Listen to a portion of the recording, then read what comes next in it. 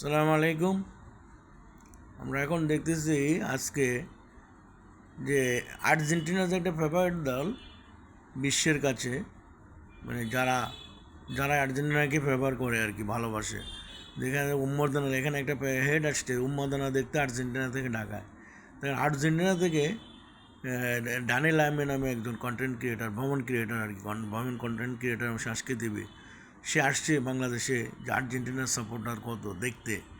তখন তারা আর্জেন্টিনায় ঢাকায় নিযুক্ত আর্জেন্টিনা রাষ্ট্রদূত গতকালকে প্রথম আলো কেন্দ্রে, মানে প্রথম আলো অফিসে দেয়া ওনারা একটা এই যে ছবি তুলছে। কেন? যে তাদের দেখেন বাংলাদেশ থেকে তাদের সংস্কৃতি আলাদা, ইতিহাস আলাদা, তাদের সাথে যে কালচার, সংস্কৃতি, ভাষা, সৃজনশীলতা সব কিছু আলাদা, কিন্তু তারপরও যে আর্জেন্টিনা যে ফেভারিট, ওই যে ডানার লামে এই লোকটাই দেখা গেছে যে আর্জেন্টিনা দেশটার জন্য, যে ফুটবল প্রেমীদের জন্য একটা কন্টেন্ট করতে করতে এক পর্যায়ে এখন সারা ওয়ার্ল্ডে এটা ম্যারাডোনা, মেসি, এদের জন্য আর্জেন্টিনা একটা ফেভারিট দল হয়ে গেছে। যার পরিপ্রেক্ষিতে কন্টেন্ট ক্রিয়েট করছে, ঠিক আছে, কিন্তু আমরা দেখবো যে ফাইনালে কে আসে, এটা ঠিক আছে। কিন্তু আর্জেন্টিনা, ব্রাজিল এগুলা বিশ্বের মধ্যে নামকরা দেশ, এবং এদের ফেভারিট বাংলাদেশে সবচেয়ে বেশি, বাংলাদেশ ও অন্য অন্য কান্ট্রিতে। তো এইটা কথা বলার উদ্দেশ্যটা হলো এটা, যে আসলে খেলা অনুরাগী যারা, এরা কোথায় সেই আর্জেন্টিনায়, কোথায় সে বাংলাদেশ, প্রায় 17,000 কিলোমিটার দূরে। তারপরও তারা যে বাংলাদেশের প্রতি তাদের যে খেলার প্রতি যে আসক্তি বা ফেভারিট, বা এটা প্রমাণ করার জন্য আজকে আর্জেন্টিনার রাষ্ট্রদূত দেখা গেছে, ঢাকা নিউজ রাষ্ট্রদূত, ওই কন্টেন্ট ক্রিয়েটার নানের লাইমে সবাই প্রথম হলো অফিসে যায়, তারা এটার একটা সিমটম দিচ্ছে, একটা ছবি দেখতে দিচ্ছে যে তারা খুবই আনন্দিত। আর্জেন্টিনা অলরেডি এখনও পর্যন্ত খেলায় ভালো করতেছে, মেসি হ্যাট্রিক করছে, 3 পর্ব 3 গোল।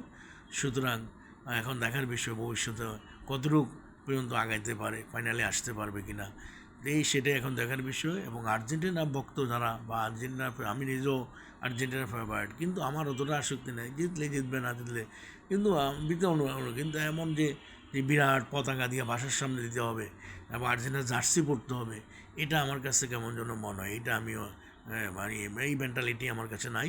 আমি ভালো জানি যে টিকুক তাকে আমি সাপোর্ট দেবো, কিন্তু পাশাপাশি আমার মনে নিলে আমি ভিতরে ভিতরে একটু আনন্দিত হব, এনজয় করব, এটাই। তো সেটাই আমরা দেখবো। এখন ভালো থাকবেন, সুস্থ থাকবেন, আর্জেন্টিনা ভালো করে, এটাই আমাদের আশা। পাশাপাশি আমাদের যারা অনুরাগী তাদেরকেও বলবো আবেগপ্রবণ না হয়ে আবেগকে কন্ট্রোল করা। আর্জেন্টিনাকে ভালোবাসেন, ঠিক আছে, কিন্তু পাশাপাশি আর্জেন্টিনার পাশাপাশি অন্য দলকেও যারা চান্স পাবে বা ভালো করবে তাদেরকেও সাপোর্ট বা তাদেরকেও করতে হবে, তাদেরকেও ভালোবাসতে হবে। কিন্তু আর্জেন্টিনা তো ফেভারিট, ভালোবাসেন, তাদেরকেও মানে সহযোগিতা করতে হবে। তো এই মেন্টালিটি নিয়ে আমাদেরকে এগোতে হবে। তো তাইলে আমাদের দেশ এগিয়ে যাবে, মোরালিটি ডেভেলপ হবে, সততা, চরিত্র, অনেস্টি, ইন্টিগ্রিটি সব কিছুই আপডেট হবে যুব সমাজের প্রতি। এবং আমাদের যুব সমাজে যে ফুটবল প্রেমী, তারাও এই ফুটবলকে যদি এখন যে মাননীয় প্রধানমন্ত্রী সহ ওনারা যেভাবে ফুটবল খেলার প্রতি যে প্রাথমিক থেকে হাই স্কুল পর্যন্ত যেভাবে উদ্যোগ নিয়েছেন, এটাকে যদি তারা ধারণ করতে পারে এবং প্র্যাকটিস করে যদি আমাদের দেশকেও সারা বিশ্বের দরবারে নিয়ে আসতে পারে, যে আমরাও পারি, ক্রিকেটের মতো আমরাও 10 জাতির এক জাতি হিসাবে আমরা ফুটবলও করতে পারবো, এই মেন্টালিটি নিয়ে যদি আগাতে পারি, তাইলে আমরা এগিয়ে যাব ইনশাল্লাহ। সবাই ভালো থাকবেন, সুস্থ থাকবেন। পাশাপাশি আমাদের হাজিদের জন্য দোয়া করবেন, যারা সুস্থ রাস্তায় গন্তব্যে আসতে পারে এবং যারা আসছে তারা ভালোভাবে ইবাদত করতে পারে।